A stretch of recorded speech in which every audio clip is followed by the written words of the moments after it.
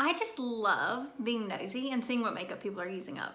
I'm also interested in how much people actually spend a year in makeup. Now I know I spend more than I use up in a year because I have a shopping problem, but that's besides the point. For the year of 2020, I wanted to actually see how much makeup I use up. So I saved every single product that I used up. I saved the packaging so that I could actually calculate how much I spent in a year. And I will be discussing that with you today, along with whether or not I'd repurchase it or, if it's like one and done out of the collection. Hello everyone, welcome back to my channel. My name is Hala, and if you are new, I'm so happy to have you. I make mediocre YouTube videos every now and then, and if you are interested in seeing more, then make sure you subscribe. Okay, let's get started.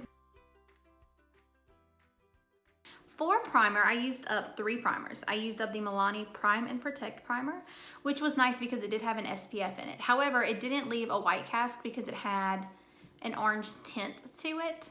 I do think that they have reformulated this now, and I haven't tried the new formula, but I would definitely repurchase this if I were to see it in my Walmart. I used up a mini of the Too Faced Hangover primer, and it was nice. I loved the way it smelled, but it's not something that I need. I also used up the Becca Backlight Priming Filter. Now this is something that I keep on hand always because I do have dry skin, and anytime I need to pick me up, I just want to look like I've drank a lot of water and I'm just having like a good skin day, then this is what I purchase. Moving along to concealer and corrector. This is actually a pretty large category for me, which I think is because under my eyes is one of my biggest insecurities, and for that reason I do spend more on this category, and I tend to use them up quite quickly. I used up the Pure 4-in-1 Cream Concealer. This was a corrector and it was okay. It did the job, but it wasn't my favorite. Instead, I like the Becca Under Eye Brightening Corrector. I did use up a mini of this, so I only valued it at around $8. What I will say is that this is very expensive for what it is. I like that it does come in 2 shades, although the darkest shade is not dark enough to suit everyone. And so in the future, I'm going to be using up all of my Becca Under Eye Brightening Correctors because I have quite a few in my collection. And then I will try to purchase something that is more suitable for all skin types or skin tones. So something that has a range from dark to light. I used up the Mirabella Perfecting Concealer. This was a total dud in my book. I used it up as an eyeshadow primer because it was very, what's the word? It was very dry and crepey. So it worked well under eyeshadow because it was just like a matte base, but under the eyes or on the face, it was not suitable for moi. Okay, I used up the Makeup Revolution Concealer, which this is something that I don't think a lot of people like, but I like it because I use it as a foundation when I'm traveling or in a hurry. It's very sheer and I put it all over my face. I blend it in with my fingers and then I'm out the door ready to go. Or I do it in the car. Don't tell anyone. I also used up 2 of the KVD Lock-It Concealers. Now, I initially wanted to use these up because I no longer supported the brand Kat Von D. However, they have rebranded. Kat Von D is no longer affiliated with the brand. And for that reason, I'm no longer boycotting the brand, but these still weren't my favorite concealers. They retail for $27, and I just feel like that is a very high price tag for what you're getting, especially whenever you can purchase something like the e.l.f. Camo Concealer, which to me has a very similar effect. In fact, I prefer it a little more. So the KVD Lock-It Concealer I won't be repurchasing, but it was a fine product while I had it. Okay, for foundation, I did use up the Ulta Beauty Adjustable Coverage Powder Foundation, which I like just fine. I use it as a setting powder though, not as a full coverage foundation, just because it didn't quite have enough coverage for me.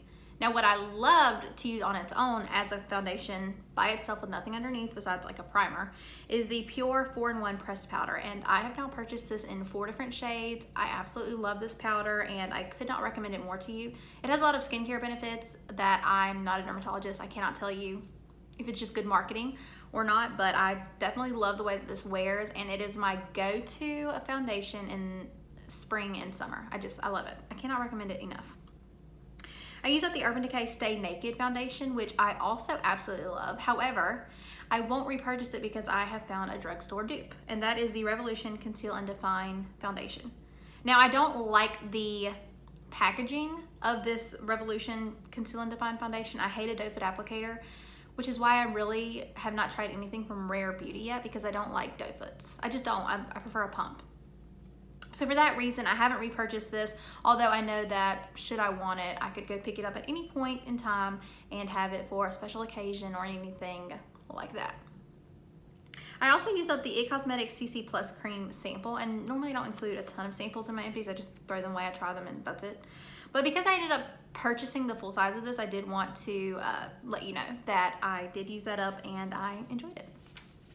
While I did use up 2 powder foundations, I only used up 1 actual setting powder, and it is the Becca Hydra Mist powder, which I love so much, y'all. That is such an amazing product, but it is $39, and I went through it so fast that I can't justify purchasing that. However, if I were to see it on sale again, so for the Ulta 21 Days of Beauty or something like that, I could definitely see myself picking it up. It's just, it's expensive for what it is, and I'm telling you, I went through it so fast.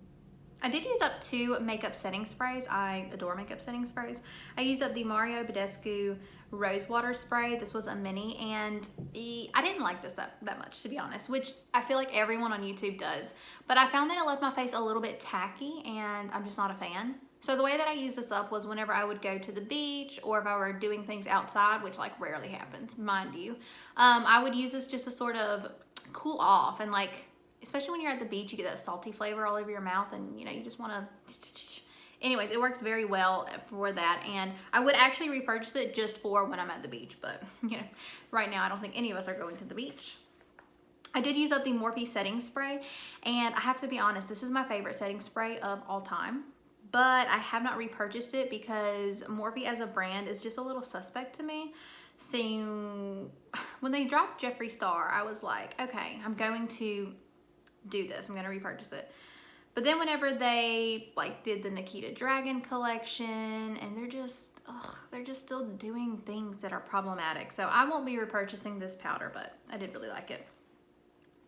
And for the category of brows, girl or boy or whoever you are, I have used up so much. For brows, I used up the CoverGirl Clear Mascara. Did not like it, would not repurchase it. In their defense, it's a mascara, not a brow product. I just tried to use it as a brow product, and I was not a fan. I used up the ColourPop Brow Boss Gel, which I liked, but I've repurchased since, and I don't like it as much. So my taste has changed, but I mean, for what it's worth, I did repurchase it. I used up the Anastasia Beverly Hills Brow Gel, which that's my all-time favorite, and I think because I've just accepted that I'm bougie and I like the expensive stuff, that I'm not going to get on with the ColourPop Brow Boss Gel anymore. I'll just repurchase the Anastasia one. However, I am using the ColourPop in my brows now, so again, it works. It's just not my favorite. I used up 2 of the e.l.f. brow pencils, and then I also used up a ColourPop brow pencil, and I currently still use both of those products, just in different shades. I like to use the ColourPop one towards the front of my brows and the e.l.f. one towards the back of my brows, because it is the e.l.f. product is a lot of a, what's the word? It has a longer diameter. I don't know how to describe it. It's thicker, that's the word, it's thicker. And so I do like to use the e.l.f. pencil towards the tail end of my brows where I don't need to be so precise. And then I like to use the ColourPop brow pencil towards the front of my brows where I like to create those like hair-like strokes, if you will. For cheeks, I'm very embarrassed to admit that I only used up 1 product, which is the Bare Minerals Bare Sun.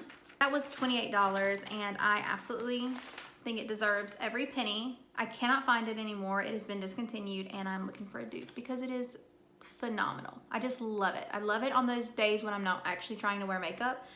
It just diffuses this glow that is very warm and just delicious. Anyways, I can't find it anymore, so if you have a dupe, let me know.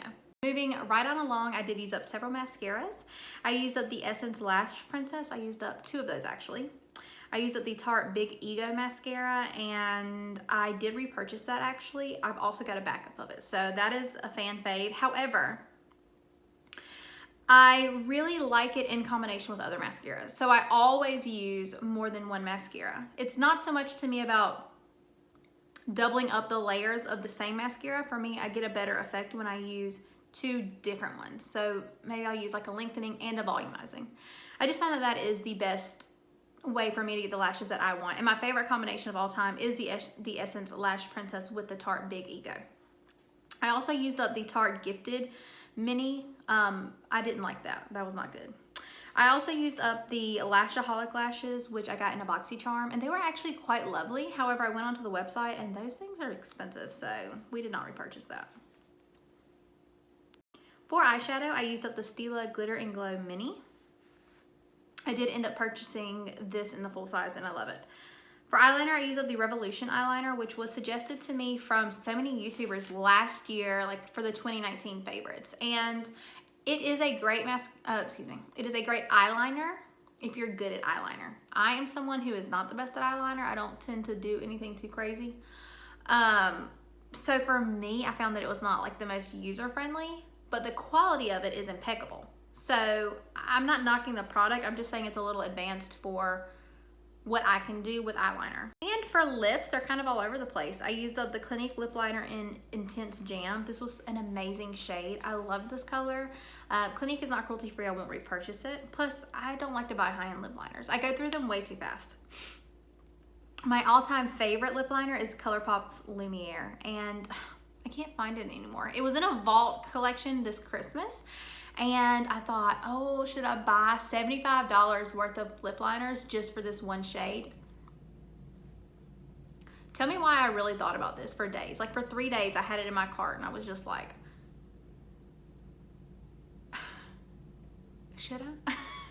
Anyways, logic finally won out, and I said, no, that's ridiculous. So I don't have that lip liner anymore, but it is my favorite, and if it ever comes in stock, I'm buying like 10 of them. Okay, I used up the Wet n Wild Rebel Rose as well as the Wet n Wild Nudie Patootie liquid lipstick. It's so hard to get through a liquid lipstick, and I decluttered several of them because they just gotten old. But these two, I've been using them for years, these exact tubes, which is kind of disgusting, but we're not going to talk about it. So I did use those up. I also used up a Blistex. I used up the Too Faced Lip Injection Gloss. The Too Faced Lip Injection Glosses are my favorite formula. I kind of want lip injections, but I'm scared. And so this, makes me feel like I got a little something something when in reality it's just a lip gloss that's basically causing an allergic reaction so that your lips swell up and give you a more fuller pout. I used up the Urban Decay Heroine lipstick. So this is heroine as in a female hero in a story. We don't talk about the other one. I love this, and I bought this for myself for my birthday like in 2016. Y'all, I use old makeup. I'm disgusting. And this is like my most used lipstick. I love it. Anytime that I want to feel like myself, I go for a blue lipstick, which is not everyone's style, but it works for me, and I love it. I also use the Giorgio Armani lipstick, and this formula has been discontinued. It's not cruelty free. I'm going to take what little bit is left, like in the little canister where you can dip down and get some out. I'm going to take that to a Sephora and have them color match me to whatever lipstick they have. I don't care the price, because this is the most perfect lipstick for me. It's the most perfect cream blush for me. I've even used it as an eyeshadow before. I just love this lipstick. It's a pretty penny, but I love it. Okay, so that was a lot of makeup, although for some reason I thought I used up more. Like there were no entire eyeshadow palettes or anything of that nature. So I was kind of like, maybe for this upcoming year I need to try to pan some eyeshadows. We'll see. But the grand total for the amount of makeup that I've used up in the year of 2020 is $549.50. That's kind of a lot in makeup. I mean, $500, I could definitely do like a weekend getaway for that, like at an Airbnb. If you think about it, what other ways could you have spent $549.50? It's interesting. What's even more interesting is the fact that I probably spent double that amount, but I didn't actually use all that up. So in the upcoming year, I want to start tracking what I'm spending versus what I'm using up. That'll be an ongoing series on my channel. So if you're not subscribed, feel free to do so already.